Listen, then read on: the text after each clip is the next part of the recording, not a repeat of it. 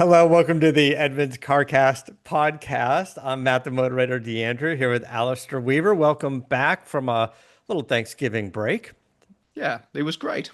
I'm feeling very refreshed. Obviously, you're taking, given that was take two of the introduction, you're taking a little bit of time to get it back into this, but my computer Yeah. didn't want to start this morning. It's amazing. You have like 4 days off, stuff yourself full of turkey, and now nothing works.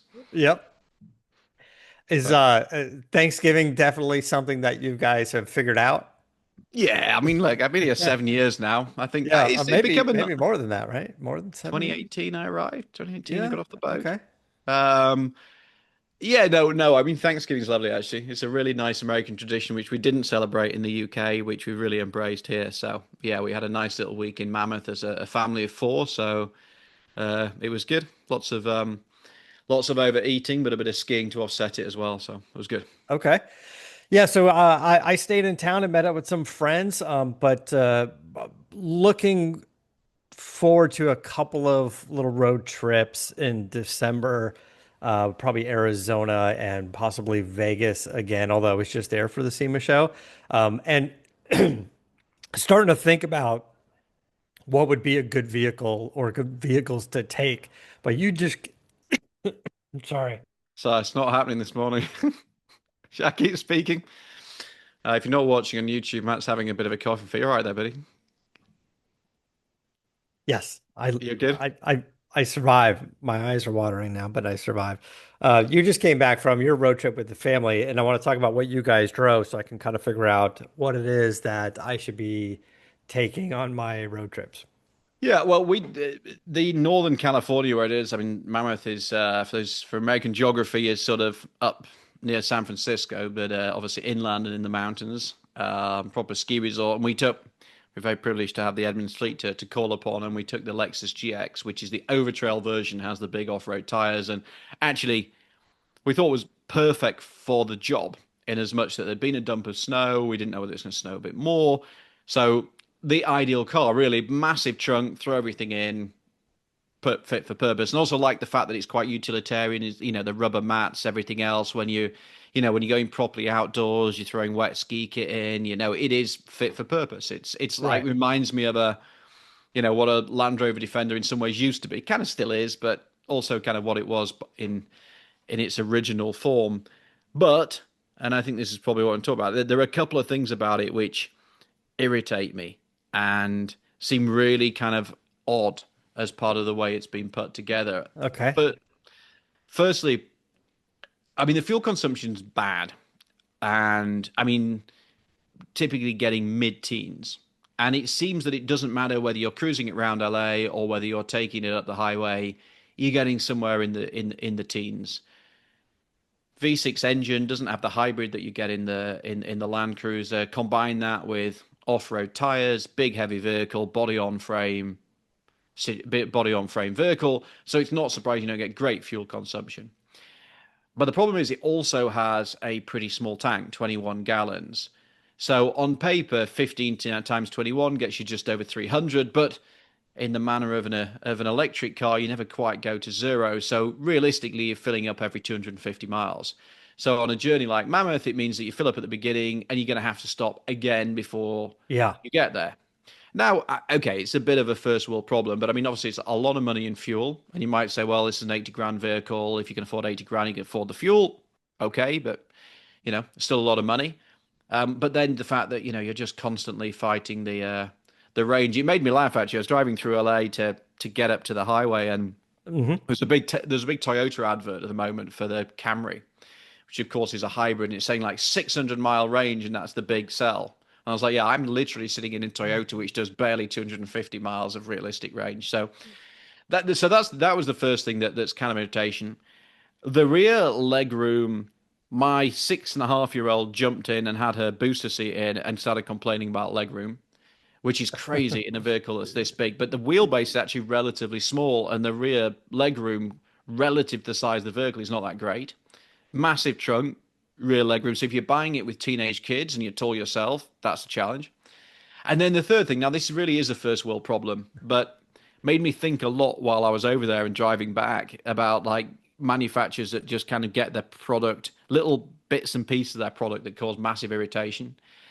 when I was up there, they were selling off some of last year's demo skis for pretty much no money. So I bought some. I was very excited by my bargain. Okay. This is a car. There were loads of GXs up in Mammoth. It's a great skiing car. Apart from the fact it doesn't have a ski hatch. So if you've got your kids in the back, you then have to start like putting the skis over the top or trying to get a roof rack and other thing. That is like a classic skiing car. Lots of people in America ski. Why, when you specify it, do you not have the ski hatch? You know what I mean? The Yeah. little hatch in the back of the rear seats, which let's Yeah. face it, a And lot of often cars would have. have like the bag. So like if you're that way you don't get your car dirty. Like the ones in the trunk would like have the the ski port, like you're talking about, and then have it would turn into like a waterproof bag so you can put your skis, go through the back seat and not get everybody wet. Oh, that's it. I haven't seen that. Actually, I haven't seen many. That's particularly fancy. But even if you Yeah. don't have that, even if you put in your own ski bag, to have something where you can sort of slide the skis through the hatch and then build around it, you would think in a vehicle like you're up there in Mammoth. I must have seen like 20 other GXs, and I'm sure in ski resorts dotted around the US, there's hundreds of these things, thousands. So it's like, why, when you're planning out this vehicle, do you not think about that? Why do you not put that in? Because then, you're starting to say, well, I've got to buy a roof rack, so my fuel consumption is going to get even worse. Or I've got to do Yeah. this, or I've got to do that. And it just made me think about like little things in vehicles that drive you nuts. Because overall, the GX is a great car. It feels beautifully built, quality's good. I like the utilitarian aesthetic. I think it's a really cool thing. I can imagine myself buying them. There's just these little details about it that let it down. We had this conversation a couple of months ago as well. But with the Land Cruiser, I took the Land Cruiser to Monterey Car Week, and we loaded it up with a few people, and we took it up there. And now that is the hybrid, but the Yeah. hybrid is supposed to get better gas mileage, but the trade-off is now you got the 17.9 gallon fuel tank because you need space for the battery. And the trade-off wasn't quite there. First of all, the floor in the trunk is raised up higher because of the battery. So when you're standing there, you're like, it looks like a big trunk, but you realize the the floor is very tall, Yeah. So it's actually a little tough to like get stuff in and out of if you're short, if you're, I don't know, kid or whatever. And then, yeah, I forgot what it took, however many miles, 300 miles or something to get to Monterey. And I was like, oh, we can't do it on a single tank, even with the battery charge. Like we're not gonna make it there in one run. And again, it was under 300 miles. We couldn't get it done. So even the hybrid version of the Lexus GS, which is the Land Cruiser, not that much better as far as gas mileage, especially on the freeway, right? Like you Yeah. just can't do it. So yeah, not not necessarily the best for a road trip vehicle like like you're talking about. Yeah, it's the Land. Yeah, the Land Cruiser is supposed to. I mean, basically the same as the GX, but the Toyota version, similar money, and it's kind of interesting. They sort of peppered the market with these two. I think people, where I live, there's quite a lot of GXs because I think it has that kind of sort of alpha aesthetic, and the Land Cruiser Yeah. doesn't quite by comparison. It looks a bit Judge Dredd. Was that the Stallone movie, Judge Dredd? It has that Yeah. kind of that sort of futuristic vibe about it. I think it's a great looking thing. I like the interior. The quality's great. There's so much to like about it. It's just these little niggles that kind of put you And off a little I bit. was talking to a friend of ours, Brad Fanshot, has the Bond Speed Wheels, and I do a podcast with, and he was genuinely curious. He's like, I need a new vehicle and it needs to be large enough to carry gear, to carry wheels. So I go back and forth to the factory. He's like, what'd you think of the Land Cruiser? And I was like, I thought it was great to drive. I just don't think it's going to get you the range. And I know he does these trips like to Arizona and stuff. And I was just like, it's just not going to be what you want for that trip of Yeah. just driving through, you know? And he's like, yeah, I guess, he's like a little disappointed to The, kind of hear that. the other thing, we had a lot of debate in the office, and Jody, who works for me, is like a big not a fan of the ride quality because it's body on frame and it has this. It feels a little bit rugged in that way, and that is the ride quality is not terrible. It's not jarring or anything, but you definitely, it's not an SUV like a Mercedes GLE or something like that. You Yeah. you sort of feel the terrain, and again, I think there's a psychology attached to it that the fact that it does that and then it definitely feels like an adventure vehicle, not a luxury SUV, for me is like a double-edged sword because there is something about that feel of vehicle that makes you feel every time you go to Whole Foods that you're like off an adventure. And Yeah. it's kind of counterintuitive. Objectively, the ride quality is not as good as a luxury SUV. It's body on frame, it doesn't have that control.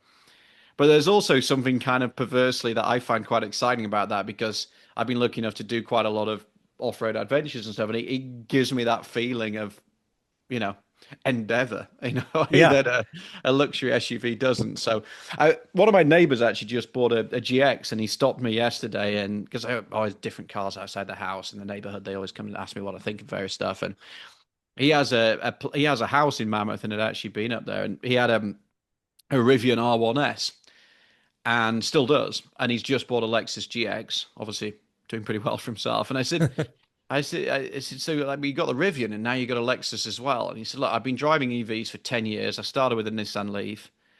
They've just got rid of I can no longer go in the carpool lane with them. That's going, all Yeah. of the tax credits going. And he said, the infrastructure's not there. So I don't want to take the Rivian to Mammoth because then I've got to charge it halfway and then I've got to charge it when I get there. And I've got all that stress and everything else. Said, so I bought a GX. I just thought it's kind of really interesting. So he's now got an R1S, which is all right, a three-row, but sort of a similar vehicle to a Yeah. GX. So he's got two kind of identical vehicles. One, and there was a funny thing on Instagram I saw about Ski Week in February, and it was just talking about the fact that all the Rivians get parked. Everybody goes off in their RAV4 or something like their second car Yeah. because Yeah. nobody wants to deal with it. It's a really funny dynamic. But your neighbor, like that's an interesting example of the person that's buying the GX, and he's literally buying it for the road trip. He's taking it out. So it is the guy that would use this, the ski port through the seats and whatever, like, would use the things that you're talking about where some of the flaws are there. He would want longer range, even if he's not worried about fuel mileage because he can afford it. But the hassle of stopping and fueling more often, and yes, some of the issues with having to have like roof racks or some sort of gear attached to the vehicle to bring the stuff. He's literally using it for exactly what you were talking about, and despite all those flaws, I guess decided still to get it, or maybe just hasn't figured out. He saw it, thought it was cool, it was a step up from the Land Cruiser, and said, "I'll just get the GX," and then didn't realize what you're in for. Yeah, it's It's I a mean it's great still a vehicle, great but it's still a great vehicle, and like you just buy a roof rack and you've solved the problem with the skis and all the rest of it. But it reminded me a little bit. We were talking on the show last week about the LA Auto Show. I'd spent time with one of Nissan's marketing executives, and the conversation was like, how do you get like the cost of the cars down, and how do you still make a profit selling cars at like 20 odd thousand bucks or whatever, and well, Nissan has been well documented, has been desperately struggling. And so, well, one of the challenges is like we got to build cars that meet the needs of the consumer, that we don't just like load on all these functions that they don't need, but exclude stuff that they want. And it sounds super simple, but the number of cars you get into and you just go like, the product planning hasn't, or any, all these manufacturers have armies of people, they call product planners yeah, who in each market basically go through a vehicle and say, right, we need, Americans need a big cup holder. So that for the American market, we need like a big gulp cup holder, and that's a given. yeah, And then then the UK person will say, well, in the UK, the roads aren't very wide, we need this. And then in Germany, blah, blah, blah. And so it goes on. And then they all kind of, go to the a country where it's being made, or the ultimate decision makers. And it becomes a big sort of debating point, and that's why you get different setups in America to Europe and everything else, and everybody's saying, well, I need this functionality, not this functionality. So all of this goes on in the background, but you definitely get into vehicles where you think either they've just got it wrong or they've like lost the argument, and now they haven't got what they need. there's it gets passed off in marketing speak. They're like,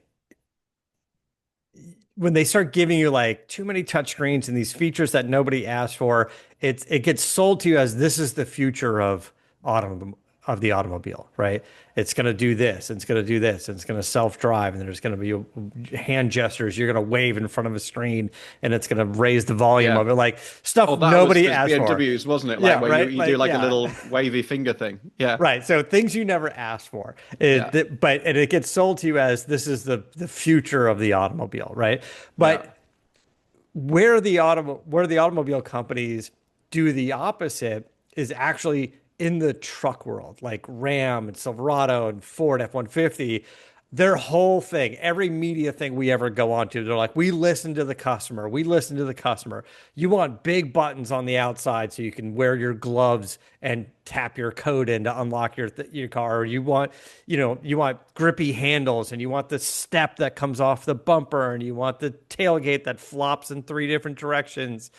Goes down, goes to the side. It's all in the truck world, it's like, we listen to you, we listen to you. But every other car in the lineup, it's like, we didn't listen to any of you. This is what you're gonna do. You're gonna flop your hands around, and it's gonna change the radio station. You're right. Trucks, you're absolutely right. I hadn't thought about that before. The truck world is kind of where the clever thinging's at. Like the tailgate goes down, and then you've got the measuring sticks. Or in the Ram, I think open the center console, don't you? And then there's all that kind of conversion stuff that Yeah. goes on in Yeah. there, and little coin holes. There's just a lot. Yeah, there is a lot of stuff because or Ford, where it has like the fold out table and things like that, so you can have you can do your laptops or eat your tacos or whatever it may be. And I think you're right. The truck world is one area of the market where they properly listen to consumers and try and outdo each other with stuff that's actually genuinely useful. And to be fair, they sell a lot of trucks. So maybe a little bit more listening to the customer and a little less twirling your finger in the BMW to raise the Yeah. volume. I think it's the twirling your finger in the windows. I think it's one of those things where you think this is never going to happen again. Or, I mean, Volkswagen's been hammered for like the haptic controls, and Mercedes is just as bad on like the touch sensitive controls. So you just sort of, you slide your finger along a pretty nasty feeling piece of plastic to turn the volume up. And Yeah. again, it's one of those things. Like, why did this get through? Did somebody just say like, I'm the boss and this is happening, and everybody said, oh, I better shut up? But I don't know. There's a lot of weird stuff that gets through that you think this is madness, and then other things like ski hatches where you think this is like the perfect skiing vehicle. So where's the ski hatch? This is one of these examples that came up. I'm going to have to show this to you guys on the screen here. Um, for a long time, Tesla, it's like Tesla, you got to touch the screen, you got to do all this stuff, and you can't use the turn signals. And maybe now they're just bringing back the turn signal stock. Yeah, well, I mean, actually, that's a great. And you're just showing one here, but that's a great example that Tesla did actually say when they went down to the Gigafactory. We did listen. Everybody hates the buttons for the indicator.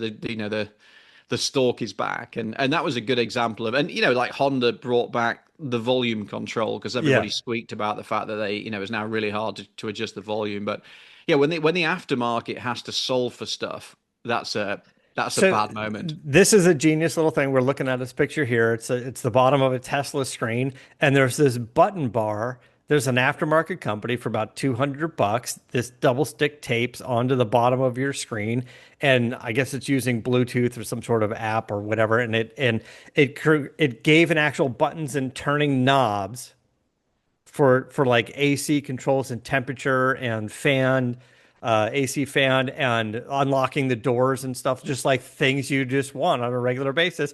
Fairly inexpensive. It looks pretty good. They gave it a good look to where it I, like I, seems I to am match. curious. I haven't read the piece, Matt. Like, how does it work? Because there is no.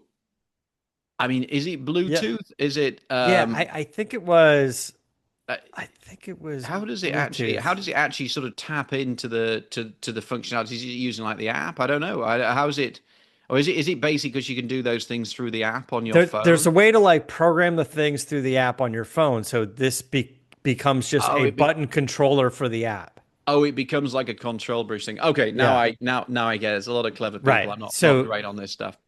yeah, so it goes through Bluetooth.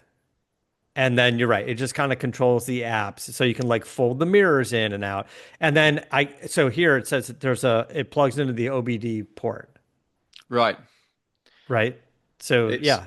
And listen, super smart. And they sell it for $200, $207. just love the fact that It's called somebody the sat down and control said, bridge. this is rubbish. What we need is a, and then actually having the peace of mind, the time, and the capital to go out and build something like that and sell it for $200. I mean, Yeah. I don't know, like how many. Maybe we should get them on because I'm just intrigued. Like I think about it and think like how much effort is. All right, okay, we got a problem here. People don't like the touchscreen. So Yeah. now I'm going to build a little thing. I'm going to engineer it. I'm going to make it. I'm going to market it. I'm going to sell it for $200. Like I don't know. I'm But amazed at some of the business models. in my older truck, my 95 F-150, I have my entertainment system is from Alpine, been around forever, aftermarket radio company, and it's a touchscreen.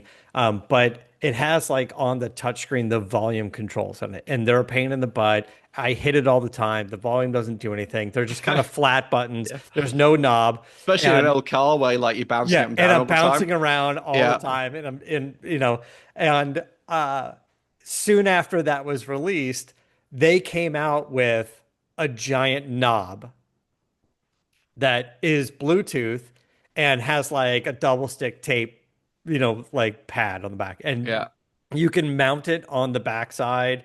Like it has this tab that like a finger that sticks out on the backside of your touchscreen, or you could put it like on your dash or center console or your steering wheel or whatever. But they were like, nobody likes our volume control. We need a knob. We don't want to reinvent this thing. So we're just going to sell you an extra Bluetooth knob that you can turn for your. So again, they had to solve the problem that nobody was asking for was flat. Nobody ever says I want flat buttons with no tactile feel that you're like on the screen. Like nobody wants that. So yeah, that's another example. But anyway, I saw that Tesla like little control bar, if you will, like at the bottom of like the bar at the bottom of your Mac, but it was basically It you could is fun that you can do this now with software. I mean, my Genesis GV60, my wife's car, that didn't have wireless CarPlay, and then they came out with an app in the system, and suddenly like it was there, and it's like, oh, now we've got it, and it was free, and all the rest of it. There is some cool stuff with the software, and then the other thing about the software is, oh god, we made a mistake, and we can now like do it with an over-the-air update. Whereas ski hatches and things like that is a little bit harder a little bit harder. like where you got But to get a hacksaw to the rear of your seat or something. I mean, the idea of over-the-air updates when that started happening, everyone was like, "Yeah, Big Brother's watching me, and I don't want you tracking me and doing all this stuff." And then at the end of the day, I'm like, over-the-air updates is a genius idea. I really don't care if Ford knows where I'm driving or if it's tracking. Like, I don't even know what it is tracking. I don't know. I really don't care.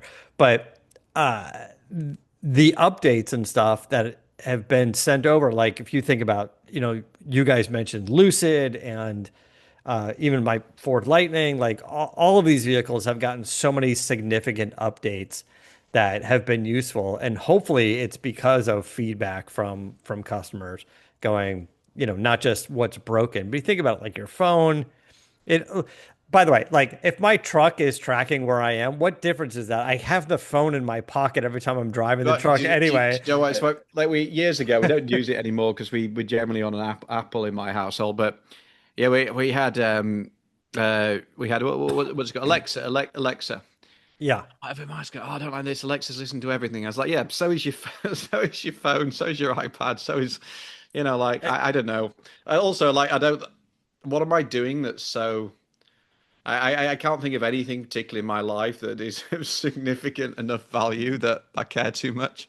Yeah. Like That's what what I where am think I, too. like where do I go or what do I do? That maybe my life's too boring, but I don't feel like I do. Or I, mine now, it's just like if I have like an idea or if I see something, and I know if I say it out loud enough, I'll like get an ad for it eventually, or like when I on like Instagram or something. yeah, I'm just yeah, like, I'll just be walking around going, you know what? Vegas sounds like a pretty good idea this time of year. Maybe take a holiday break to yeah. Vegas. It's not bad. Las Vegas, Do, Las Vegas. And if I say it enough where I live in my apartment and near my phone, I'll start getting all the ads for But like the we things to now have do. like thousands of people who are listening to this show in their car, all of whom are going to be served at Vegas ads because they've been like now fed this. There you go. And you told them Alexa so many times that that thing's beeping. I just heard it beep in the other room. But um, Oh, that's true. Yeah, my kids are hilarious with Siri because I've just programmed Siri for my voice. It's obviously quite distinctive. So like my kids keep shouting at the phone, "Hey Siri," and I was like, "It's not going to hear you." It's not gonna hear you. No, no. Um, a couple of other things from the LA Auto Show that came up, but let's take a quick break and then we'll be right back.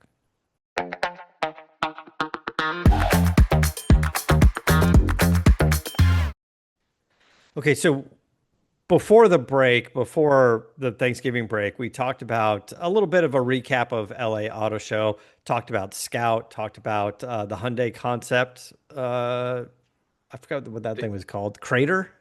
the Was it crater. That's Crater? right. Yeah, Yeah, yeah. that's The right. XRT crater. Yeah. But what we didn't talk about was what Genesis was doing. You did say it was sort of a simultaneous press announcement. It was happening like in south of France and here because the Yeah, cars weren't here. Like the cool it stuff was wasn't in LA, it but was they really announced weird. it. Yeah. And that's their Magma, like their high performance line that they've been talking about for a while. The GV60 that you have, right? That's a family car that you guys have. They have the Magma version, which is, I guess, kind of like the Hyundai Ioniq 5N. It's kind Yeah, of based on that tech. I would love one of those. I love the Ioniq 5N, and this is the Genesis version of it, which is basically, like old Genesis is slightly nicer inside, a little bit smaller actually inside, but just nicer kit. It looks cool. I think it looks really cool. I think they've done a nice job just making it look sporty without kind of ruining the Yeah. aesthetic. I mean, it's not going to be cheap, 75 grand, but 650 horsepower. It's Yeah, I think it's cool. I mean, Genesis, it's kind of interesting, like where they're going with this. I think they've realized that to be a proper luxury brand and compete with BMW, Mercedes, you need, you need a sports program. You need an M Power, you need an AMG, you need a. I was going to say Lexus, but I suppose even Lexus is doing it, right? They're bringing out And they're going the racing supercar. though. They're But going that racing. Yeah, Genesis things Genesis. too. Part of their Ge- big announcement is like we're getting into motorsports. We're going to go racing. We're going well, to have a couple different forms of that.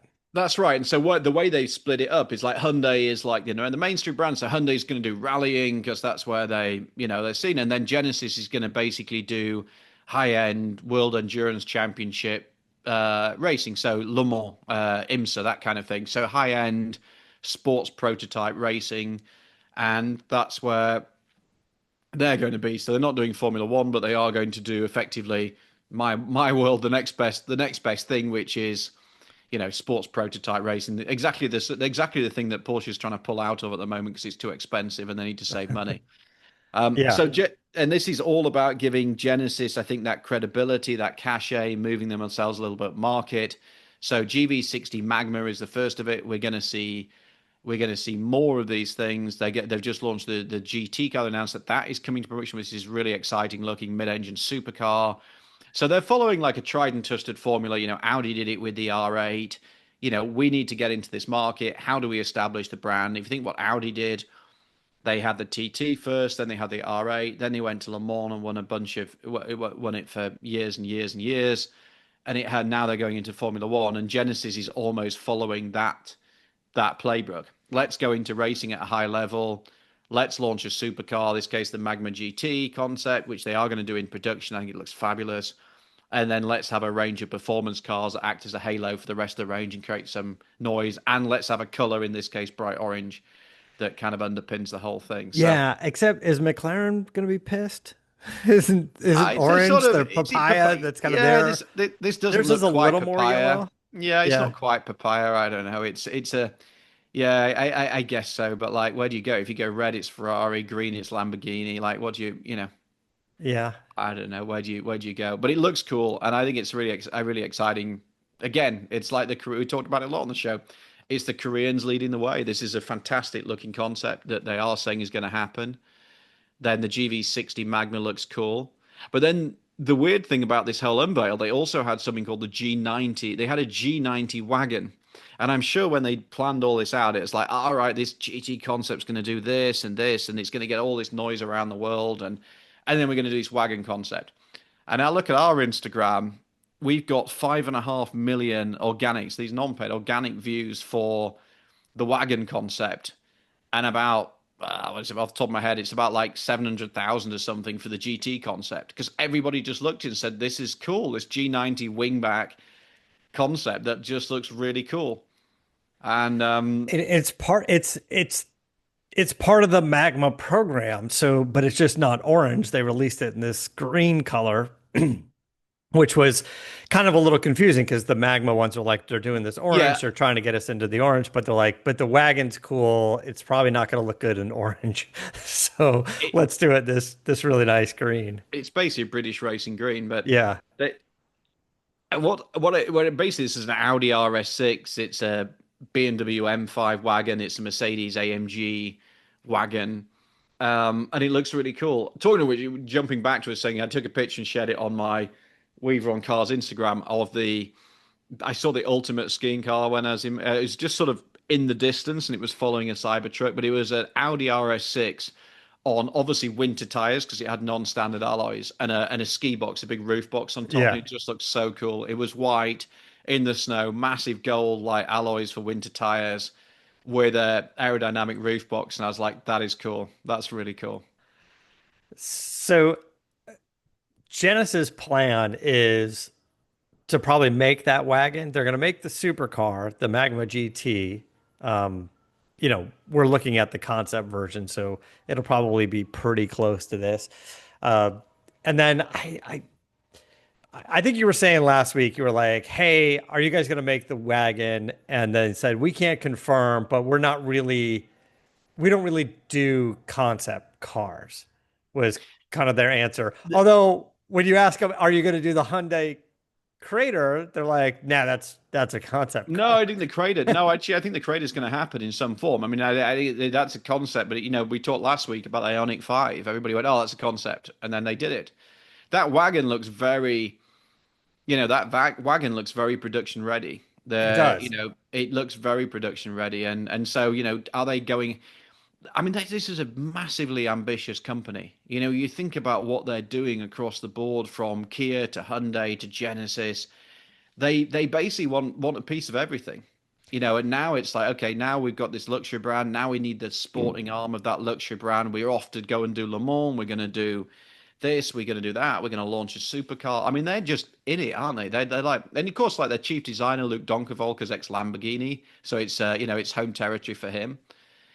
I think it's a fascinating I mean, country and company right now. the the whole company, all three brands, they have some momentum with car sales, with financials, with revenue, where other car companies are having to scale back because maybe they made some mistakes on the direction. Like yeah, I don't know. We were picking on Ram a while ago, but they're going to kill the battery electric Ram Yeah. truck, right? So, what's that going to cost them? $1 billion to, there's a bit of Well, a hit there. Some of the things and the that rest, Porsche has yeah. done. It's possible, but I think that they're financed a little bit. The company's a little bit different in how it's financially set up, so it's less beholden to that kind of short-termist Wall Street mentality. Because there's no question that if you're selling a Ionic 5 for 35 grand, you're taking a hit on that. I mean, that's just a statement of fact. They just decided to put money against that car, and then okay, we're going to sell enough Palisades and enough whatever's over here to Yeah. offset the fact that we're going to lose money on Ionics. Now, not a lot of other people want to do that. And if you look at what they all did during the 2008 recession and then again during the pandemic, who were the big winners in that period? It was Hyundai and Kia, pretty much the world over. And the part of the reason that they won is they said, look, what happens in a downturn? People look to value. We can deliver value. And if we back it up with a big warranty and everything else, once we get people into the family, then we keep them. We can kind of build that customer relationship and that loyalty to start to build from there. Now, the challenge to them has been getting the dealers to go on this journey as well and make sure that if you're now selling luxury performance cars, that everything comes together. And my experience with Genesis dealers hasn't been great, to be honest. So there's a whole bunch of work that goes on in the background, but it's a fascinating company. It really is.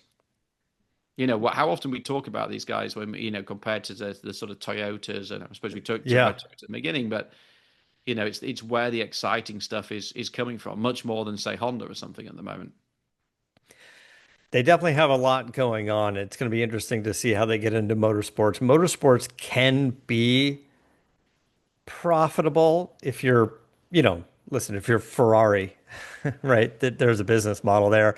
But yes, initially getting into motorsports just seems like a big hole to pour cash into. I mean, well, the other point is per Ferrari, you've actually got to do well at it. Ferrari's poured a lot of money into do it. It's Yeah. basically like do very badly at the moment. It is. It's also how like you structure it because like we talked before, like Mercedes Formula One team, who I used to work for in its previous incarnation as Honda. That if you look at the structure of that, well, Mercedes only owns a small portion of it now. Toto Wolff owns a bunch. Yeah. Jim Ratcliffe, who owns Ineos, owns a bunch of it. So then you've got all the sponsorship money. So Formula One's an interesting tech case because you get a ton of sponsorship dollar if you do it right. You can sell bits of your team, so you're not even having a big holding. So the days when you just put like in 300 million and wrote it off were kind of over because the exposure's there. But Formula One is a unicorn in that respect. Most of the forms of motorsport, very hard to see an ROI. And I've looked at this a lot in my Yeah. career. There are very, very few forms of motorsport where you say actually this really makes financial sense. The World Endurance Championship, the whole Daytona 24 Hours, Le Mans, all that sort of stuff.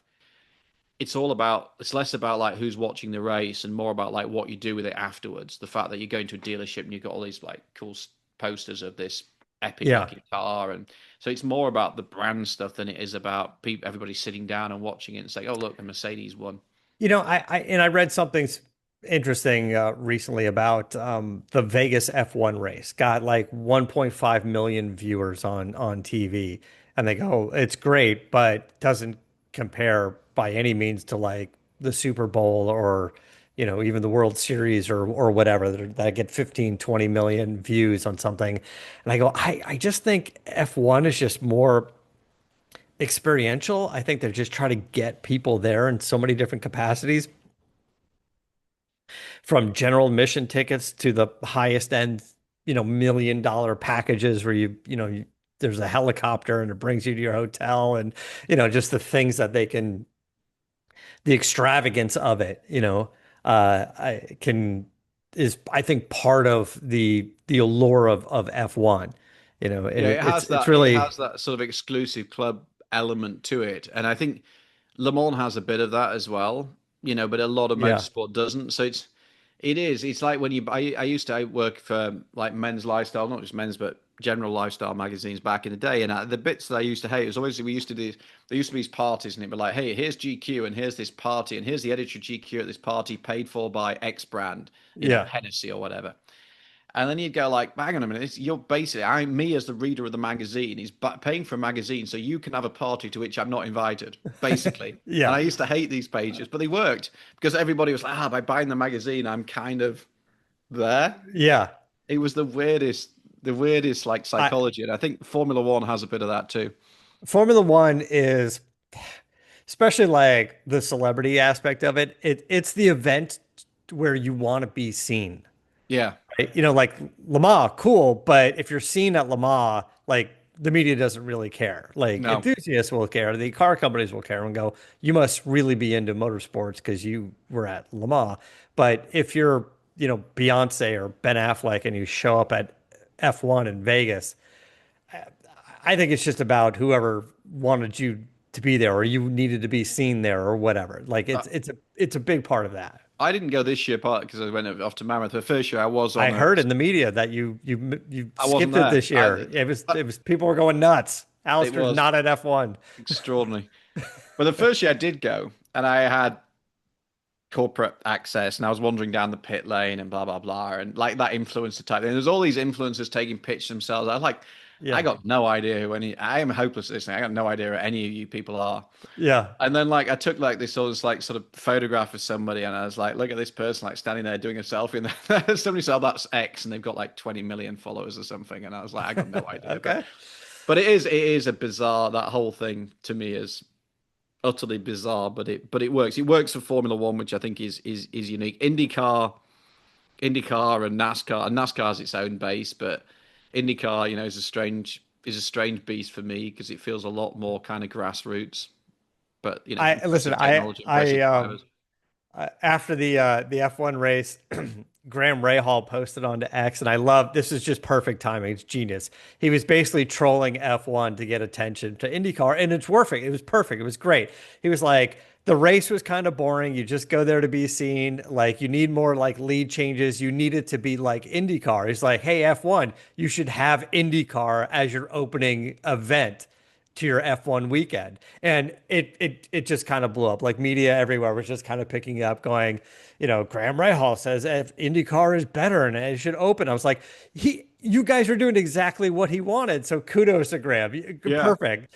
You and you then hit a home IndyCar. run with the timing of it, your messaging of it. He was complimentary of it, just going, listen, if you want real racing action, you should have F1. You should have IndyCar be there. And IndyCar is going to have Schumacher next year, probably. So that's kind of Yeah, it's a on big his statement. team. He's on Yeah, on exactly. the But Rahal team. Yeah, so it'll be good. All right. I think it's good. I think he's going to struggle actually, but I think it's a tough to But get into. I think his name will bring some eyeballs to the sport the way Tony Schumacher going to NHRA brought a lot of fans and a lot of eyeballs to the sport.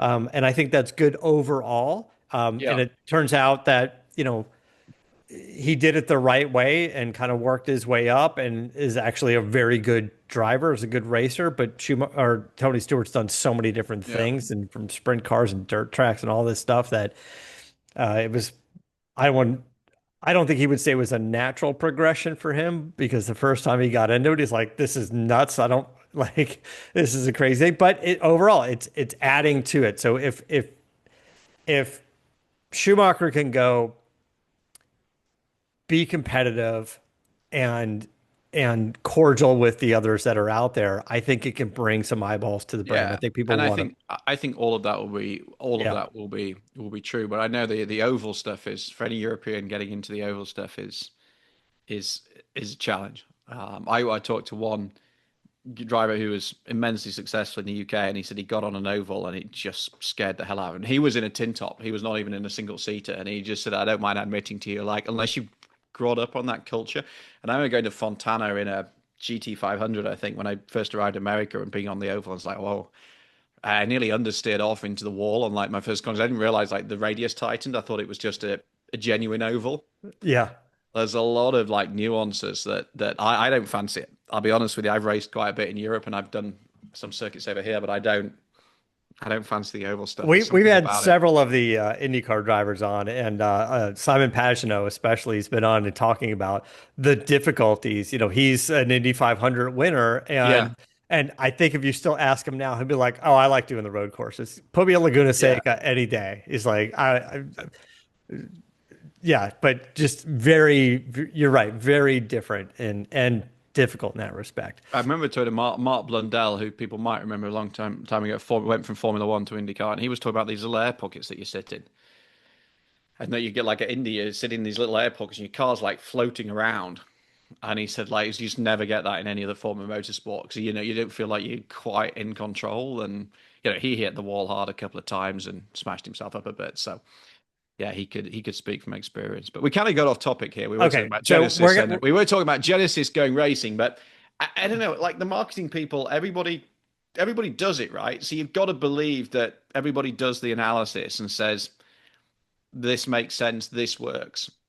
But you yeah. still look at some of it and go, is this like Acura? Acura's done IMSA and racing for years. Does it sell more Acuras? I mean, they would argue that it does. I mean, they must do the analysis, right? But just on the outside, you look at it and go, Yeah. is somebody buying an MDX doing it because they've raced at Daytona? I don't know. I mean, for Acura, it's a little, I don't know, it's a little different because Honda Racing is a big program, and like we're talking about IndyCar, they're one of the two engine providers, and then where they place the Acura brand just has to do with sort of the audience of that type of Yeah, racing, and, right? but Like, they're going up against Genesis now, so that yeah, that that's Genesis have looked at it and gone, Audi had massive success with this. Porsche's had success with this. Acura's in this game. Therefore, we got to be there too. yeah.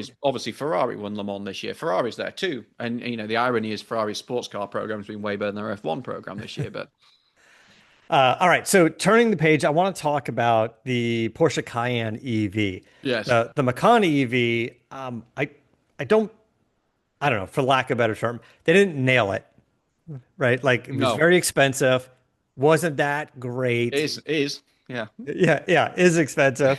Like to me, it's like it's already done. Like they missed the mark. They have to come up with something else. So I don't want to say that it's dead, but it's there. It still sells.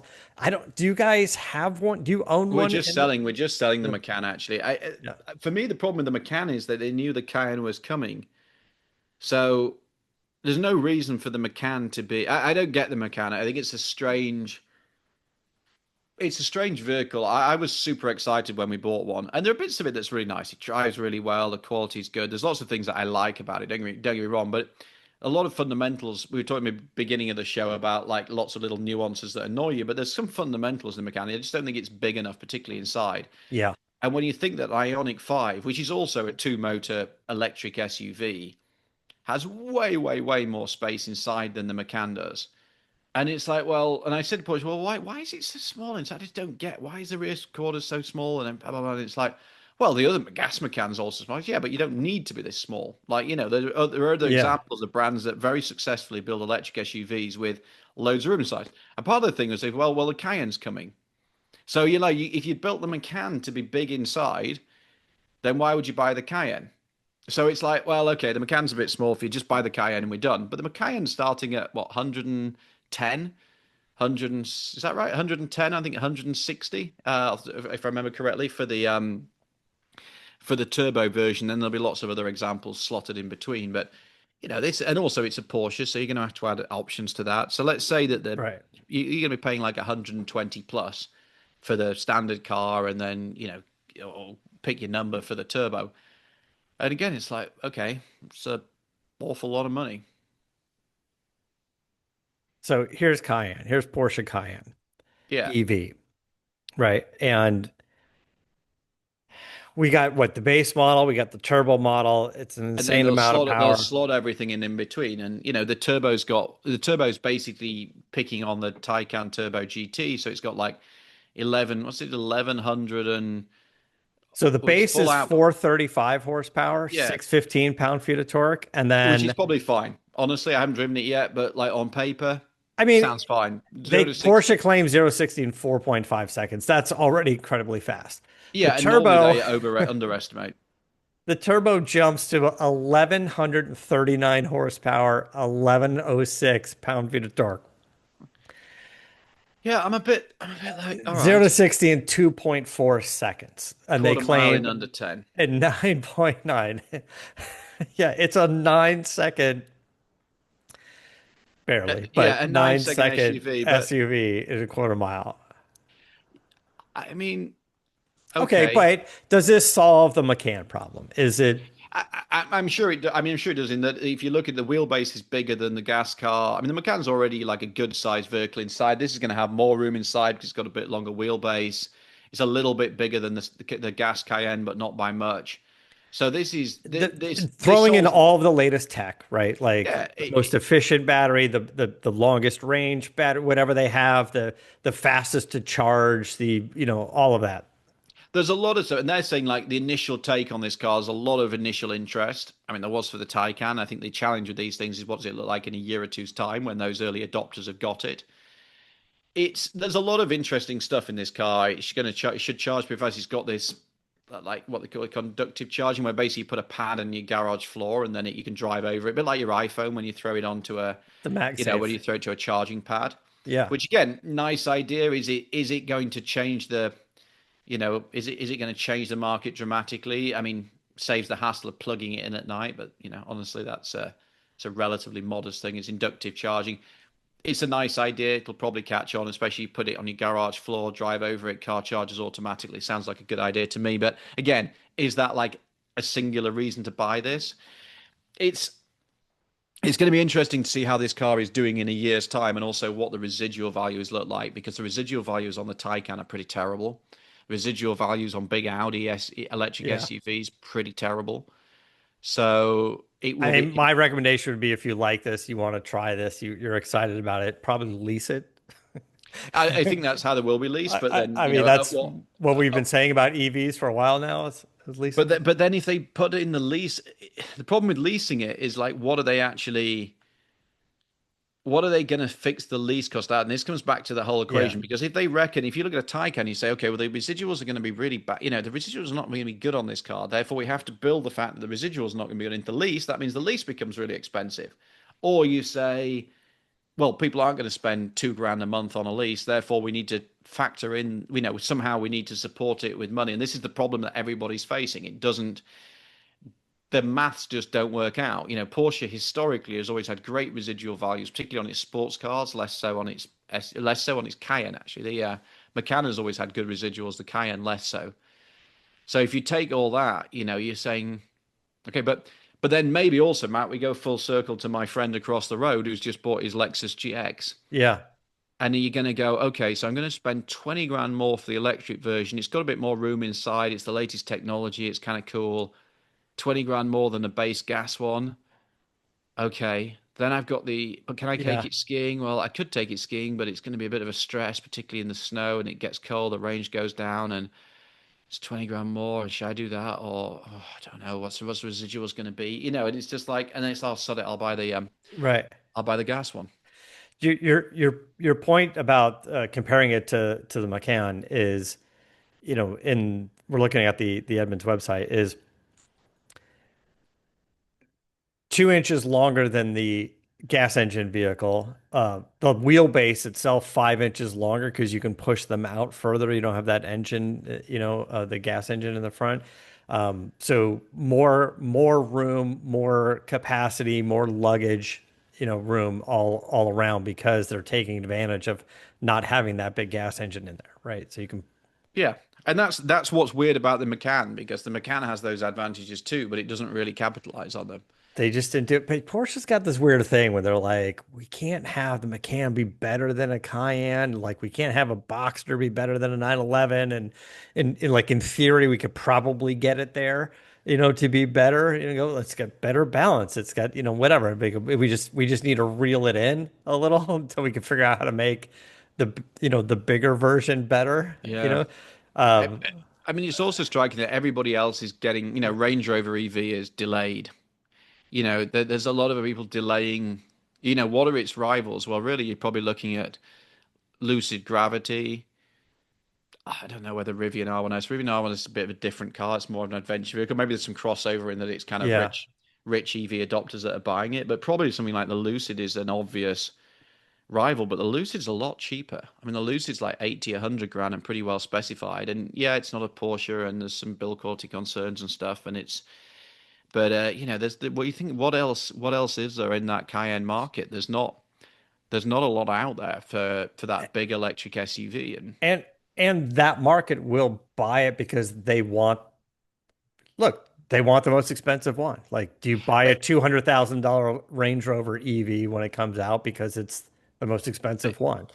maybe I think people will buy. I think people will buy it if they've got multiple cars. I think Yeah. that's where. But I think LA, the coastal areas, when you've got multiple cars and this is your go to work car or blah blah blah. It makes sense then, but I think it's a multi-car solution for all the reasons that we've talked about. I think a full-size Range Rover EV would would win the category if it had a range extender. If they're doing like what Scout's doing with a small gas motor, not a V6 under the hood like what Yeah. Ram's doing, but if they can figure out a small gas engine of some sort, quiet, generator, if you will, to give it a little bit more range just to charging the battery. I'm not saying it needs to have it like the Ram truck so it can tow, 15,000 pounds or whatever, but just something for that road trip to But go. but, but then their argument is, well, we got to plug in hybrid with 50 miles of range anyway, so that does that job. Yeah, It, yeah, I'm with you. I'm with you, Matt. And the problem then is, like, from an engineering perspective, where do you put the engine? You've got to start with you've either got a massive vehicle, we got room to play, or you got to start with this premise that this is what we're going to do. I think electric Range Rover will. I've driven the prototype. I think it's a really nice thing. And again, I think a lot of Range Rover customers have several, Yeah. so I think it that Well, probably look, has.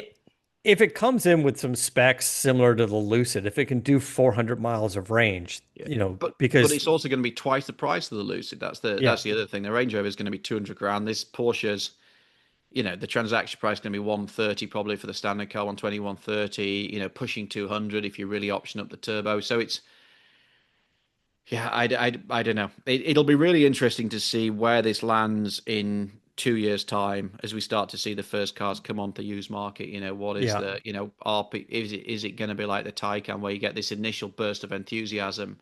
I remember, you forget that when the Taycan came out, demand went through the roof. It was nearly outselling the 911. Everybody thought it was, a great product. And now, they're pretty cheap to pick up on the used market, and everybody's very kind of cynical about them. It changes really fast. If you if you if Porsche is successful with a Cayenne EV, and I imagine they will be for their EV products, do you need a Taycan anymore? It's just like, is Taycan selling well enough to keep it going, or Well, I think they learned a lot, and they're going to do the Boxster and the Cayman EV. Um, yeah, I don't know. It's an interesting. it's an There's a lot of interesting. EVs in the Porsche lineup that I don't know that they Well, this was their necessarily. big bet, right? And this is why they're in trouble, because it was Yeah, like the world's going to turn yeah. EV and everything is going to be EV, and then particularly in America, it's like, oh, actually, it's not. And these car companies, they launch an SUV because they want the added sales. So, McLaren has talked about their SUV, but Lotus did it. They said we're going to do EV and SUV, and I don't think anybody bought one of those. No, well, that's also even a different Lotus. They're all built. Well, they're built in China, so they've got the whole tariff problem. So that's different. But even in the UK, like they did a new budget last week, and now they're introducing, because their biggest problem the government had was, oh, hang on a minute, you've taken away all the tax revenue from the fuel, and the fuel tax in the UK is way higher than the US. We complain in California, nothing compared to the UK. So now they've got, hang on a minute, we've now sourced all these billions of dollars in fuel tax because everybody's buying EVs. Yeah. Yeah, this is suboptimal. So what they've done is say, right, we're going to charge you three pence, which is what, 4 cents, 4 cents a mile for driving an EV, and then it's like, well, how does that work? Oh, well, we do it like when you do the MOT, which is like if you had a vehicle 3 years, it's like having a smog test, but they go in and check the vehicle's like roadworthy still. It's like, well, hang on a minute, if it's new, how do you do it? So they haven't even figured out how they're going to do this yet. So you're gonna estimate your mileage, and then at some point in the future, they're going to check the mileage and then give you a rebate. I mean, it sounds unbelievably complicated, but basically now, if you buy an EV, 4 cents a mile for the privilege of driving an EV. So they've promoted EVs for so long as an environmental solution. Then like, oh god, we got no tax money. So like the world over, everybody's tripping themselves up. It's a right mess. California wants to do it on all cars. California wants to charge you for the miles you drive your car, and just basically every year when you renew your registration, you have to prove miles or claim miles, and they're going to charge you. It's gonna be, I guess, I don't know if it's gonna be baked into the registration, which is already pretty expensive. You're gonna get a new F-150, and you're gonna get $1,100 registration fee, and then they're gonna go, and also You've used it. you've used it, and we're gonna charge you more money for that, I you mean, know. some of me, like philosophically, I don't mind the idea of paying for use, because if you're somebody who only drives 1,000 miles a year, why are you paying the same for road tax or whatever than the person who drives 20,000 miles a year? Because you're just not using the facility in a way. But and in some ways, fuel duty is like that, right? You drive 50,000 miles, you spend X amount in fuel, and therefore you're paying a lot more tax. It's just like when they want it every which way, it gets difficult. Yeah, it gets difficult, and it always comes up as we're charging you extra for this mileage now, because that's ultimately what they want, is the more money. Never do they go, you get $1,100 registration bill in the mail, but if you've only driven it 2,200 miles, we're only going to charge you $600 for Yeah. registration. It's never that. It's always like, we'll just charge you less extra. Well, it's the only also the correlation between we're going to take this money off you and what you're getting. Yeah. So it's not like I'm going to take $1,000 off you and I'm going to give you a new TV. It's I'm going to take $1,000 off you and hypothetically something will happen with the roads or net or rail or railway or something. And Right. there's just it's. Governments, I don't want to get political, but governments are particularly bad at spending money, in my opinion, the world over. I think that's one thing we can all agree on. They are terrible money managers, but Terrible money managed. Never my money. If it's not my money, that's yeah, always a problem. right. Anyway, we All shouldn't right. get into So politics. uh, on that, we're gonna wrap it up for today. Yeah, I think that's wraps up our LA Auto Show coverage. Yes. Right. I think we got everything covered for LA Auto Show. So we're on to new stuff. What's on the Also, docket for you guys toward the end of the year? we're in the yeah, we Last got a few big weeks, big December. 2.5. We start shooting our award season now, which comes out in February, but we obviously have to, got to produce the assets that then get all, produce Yep. the do all the post production in January. So that's a really busy 2.5 weeks sort of left, and then a lot of wrapping up the year and reviews and all sorts of stuff. And we try and have a little bit of a break between the holiday season. So we all work like hell in November, December to try and give Yeah. ourselves a bit of a break over the holiday season itself. So a lot going on. So I've got to jump off this and start going reviewing some scripts. So I'm on jazz hands duty all of next week. There you go. All right, guys. I need a Thanks. shave as well. Yeah, maybe it's up to you. Oh, you're the host. You're the on I'm the screen. host. I'm the on screen, and Yeah. I hadn't shaved one day, and everybody started writing on YouTube about like I'd got neck hair or something. Shave your neck hair, or I mean, like Everyone's got thoughts. everyone's got thoughts. Everyone's got thoughts. They are not shy Yeah. to share them. All right, we're gonna wrap things up, and we'll see you guys next week. Until then, keep the air in the spare and the bag in the wheel.